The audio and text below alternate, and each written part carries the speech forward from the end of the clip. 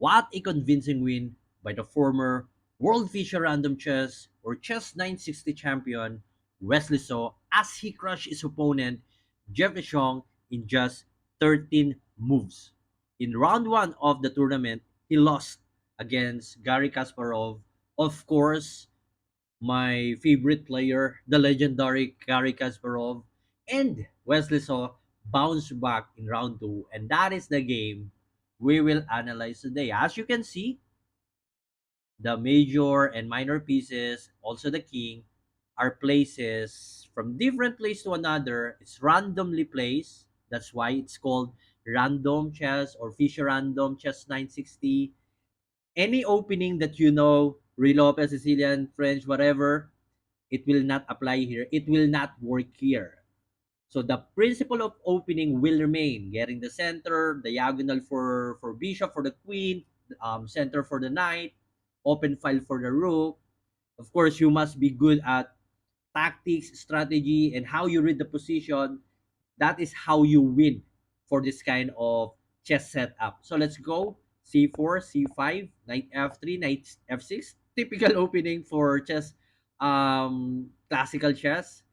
Castling, oh, this one is different now. Knight D6, B3. The idea, of course, is to make sure this queen is active because it's awkward to have your queen in the corner of the board. Queen A8, Queen A1.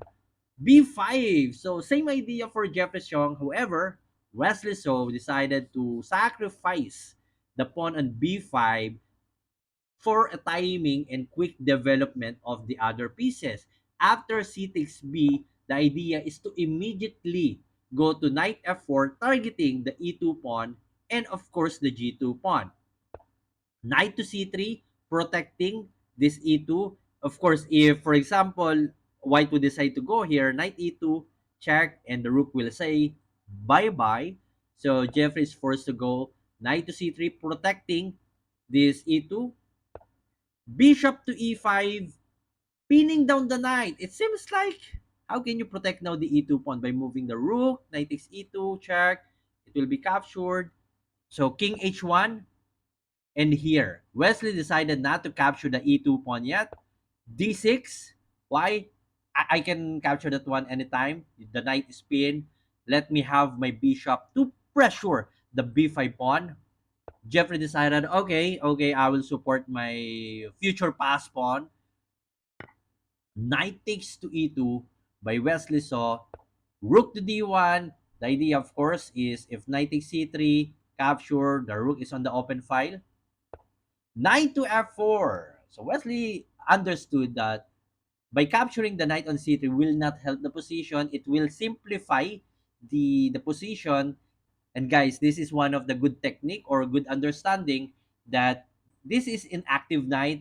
This is not a good knight against a very active knight of black. So you will not capture this one because it's pinned, it can't do anything.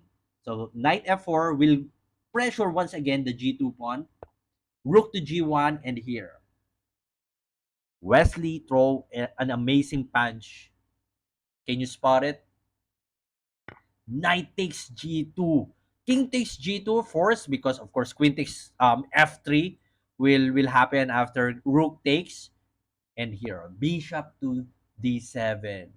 No follow-up quick attack by Wesley So, but understanding if Wesley would delay the knight takes g2, white might have some way to defend the g2 pawn. So immediately sacrifice, then bishop d7, the target is g4. For this kind of position, white is kind of hopeless to protect this f3, the knight on f3, bishop to d3, bishop g4.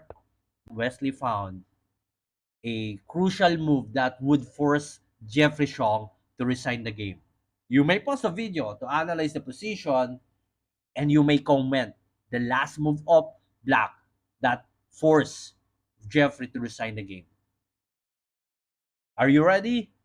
Knight to h5. And how can you stop the knight f4, checking the king, attacking the bishop on g4, attacking the knight on f3, and of course there's a queen on a8, pressuring the knight on f3.